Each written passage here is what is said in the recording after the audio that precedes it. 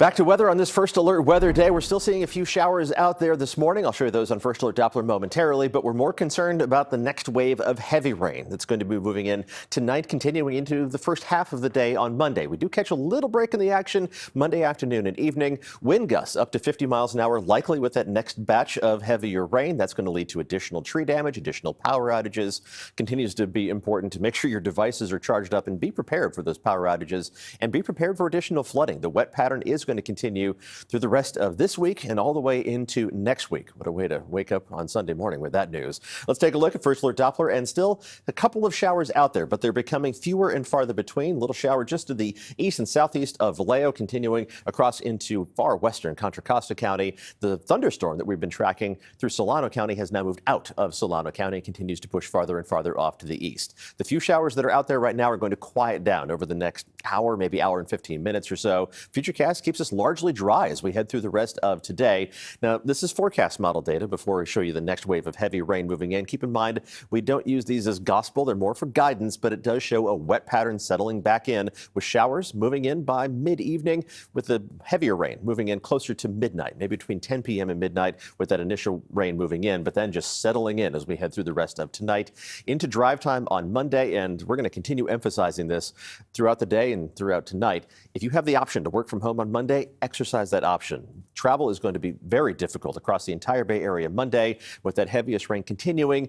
This is where the forecast models diverge a little bit. One shuts the rain down already by 8, 9 o'clock in the morning. I think it's more likely that rain is going to continue through late morning, but then does quiet down to just a few lingering showers during the afternoon and evening, with that dry break continuing Monday evening and Monday night until the next wave of rain moves in very early on Tuesday morning. So Tuesday morning is again going to be a challenging commute across the entire Bay Area with more heavy rain and more gusty winds. Let's add up that rain through 4 a.m. on Tuesday, and we're talking about another inch to 2 inches of rain for most of the Bay Area, which is going to fall on already saturated ground and fall in these bursts that are going to lead to additional flooding problems. Not only urban flooding, which means flooded roads and intersections and streams running out of their banks, but also mainstem river flooding is going to be a significant concern as we head through the rest of this week, along with additional power outages. The good news in the short term is that the winds are dying down this morning. The winds are not going to be a major factor as we head through today. The strongest gusts mostly in the 10 to 15 mile an hour range.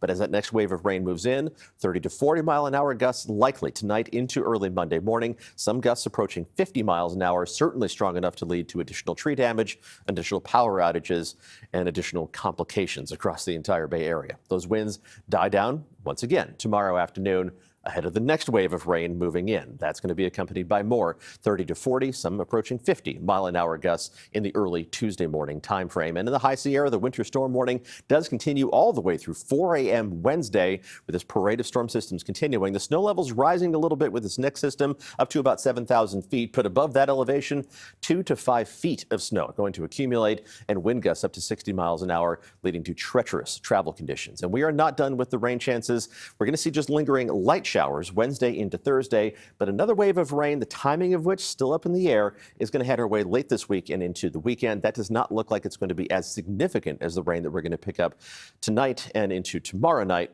but it's still going to continue to add up on the already saturated soils of the Bay Area. The 7-day outlook from the Weather Prediction Center for total rainfall from this moment through next Sunday morning continues to show 3 to 5 inches of rain on a widespread basis, with some of the higher elevations in the North Bay and the Santa Cruz Mountains picking up 7 to 10 inches of additional rain.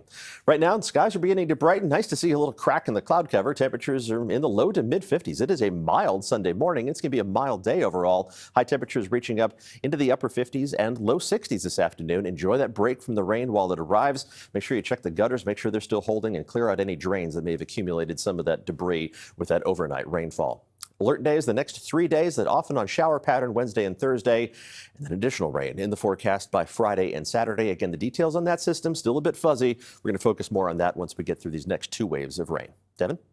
So as I was driving in this morning, kind of on the back edge of that storm, I did notice some lightning. I'm wondering if these storms that are coming in tonight into tomorrow, will they be lightning and thunder with those as well? There's the possibility of that. Usually we're talking about maybe 5 to 10 lightning strikes with just the strongest cells, but that is also something that we're going to have to monitor, and that, of course, could lead to additional power outages if those lightning strikes occur in areas that are a little bit more sensitive to that. All right. Thank you.